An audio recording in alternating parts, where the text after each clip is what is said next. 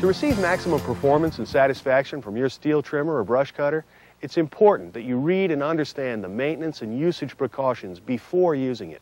Contact the steel retailer in your area if you do not understand any of the instructions in your owner's manual. Today, I'm going to show you the proper way to start your steel trimmer. However, different models may function differently, so be sure to read your model's operating manual completely. First things first, make sure you're wearing the proper protective equipment, as shown in your owner's manual. For example, be sure you're wearing long pants, work shoes, gloves, and ANSI approved eye and ear protection. Next, adjust your harness if you have one, and adjust the hand grip to suit your size before starting work.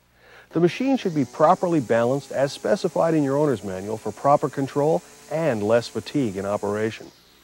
Always check your unit for proper condition and operation before starting. Check the fuel level, and make sure the fuel cap is not damaged and that it's tight and not leaking. Check the throttle trigger interlock, stop switch, cutting tool with approved deflector, and harness. The throttle trigger must move freely and always spring back to the idle position. The cutting tool must be properly tightened and in safe operating condition. Inspect for loose nuts, screws, etc., and for cracked, bent, warped, or damaged blades. When starting the engine, be absolutely sure that the cutting tool is clear of you and other obstructions and objects, including the ground.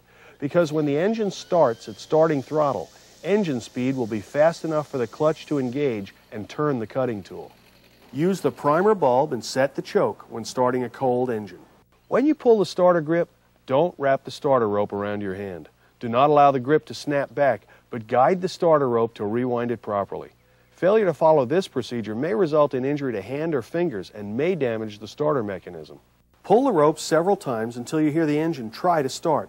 Then move the choke lever to the open position to avoid flooding the engine. When the engine is running but at idle, attach the brush cutter to the spring hook of your harness. Always hold the brush cutter firmly with both hands.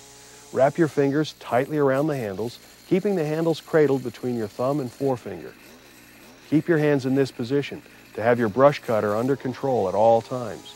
Make sure your brush cutter handles and grip are in good condition and free of moisture, pitch, oil, or grease. Following these simple steps will help you get off to the right start.